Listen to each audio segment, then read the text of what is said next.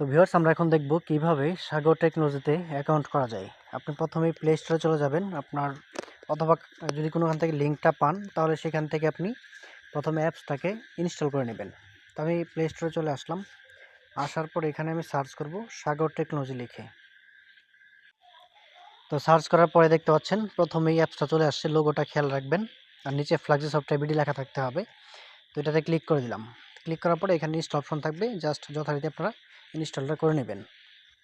তারপর এখানে ওপেন, তারপর লগইন ইন্টারফেসের মধ্যে চলে আসছে। এখানে এই অপশনটা আপনার হয়তো থাকবে না, এটা আমি হয়তো পূর্বে ভুল দিয়েছিলাম বলে এটা এখানে চলে আসছে। তো আপনার এরকম একটা ইন্টারফেস থাকবে, আপনি এখানে রেজিস্টার নিউ অ্যাকাউন্টে ক্লিক করে দেবেন। তারপরে এখানে আপনার নামটা দিয়ে দেবেন, আপনার ফোন নাম্বারটা দিয়ে দেবেন, যে নাম্বার দিয়ে পূর্বে কোনো অ্যাকাউন্ট খোলা নেই এমন একটি নাম্বার দিতে হবে, নয়তো কিন্তু অ্যাকাউন্ট হবে না। আপনার জিমেলটা এখানে দিয়ে দেবেন, এনআইডি নাম্বারটা এনআইডি থেকে দেখে দেখে সুন্দর করে এখানে বসিয়ে দিবেন। এনআইডিতে যে ডেট অফ বার্থটা রয়েছে সেটা আপনি এখানে বসিয়ে দিবেন। আপনার পছন্দ মতো একটি পাসওয়ার্ড আপনি এখানে ব্যবহার করবেন, একটা পিন ব্যবহার করে আপনার পছন্দ মতো। আপনি পরবর্তীতে চাইলে এগুলো চেঞ্জ করতে পারবেন।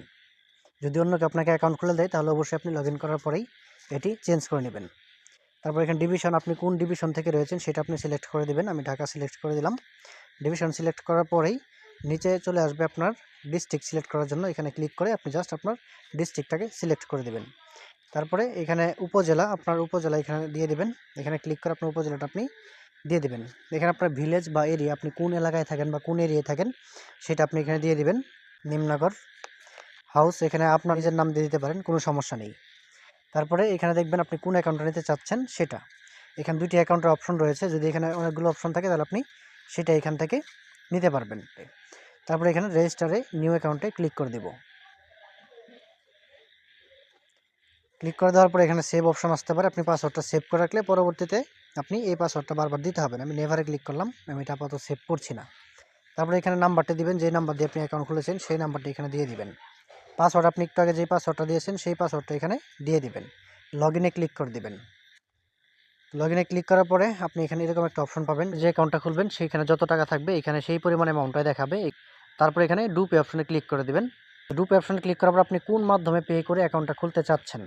আমি বিকাশ থেকে খুলবো, তো এখানে বিকাশে পার্সোনালি ক্লিক করে দিলাম। ক্লিক করে দেওয়ার পর এখানে দেখতে পাচ্ছেন একটা কপি আইকন রয়েছে, এখানে কপি আইকনে চাপ দিলেই দেখেন নাম্বারটা কপি হয়ে গেছে, এই নাম্বারটি। এখন আমি বিকাশ অপশনে চলে যাব, আমার বিকাশ অ্যাপসে গিয়ে এই নাম্বারে 500 টাকা সেন্ট মানি করবো। আপনারা সেন্ট মানি করা নিশ্চয়ই জানেন। তো 500 টাকা সেন্ট মানি করে আমি ট্রানজ্যাকশন এটা কপি করে এখানে নিয়ে আসবো। তো আমি এখন বিকাশ অ্যাপসে চলে যাচ্ছি।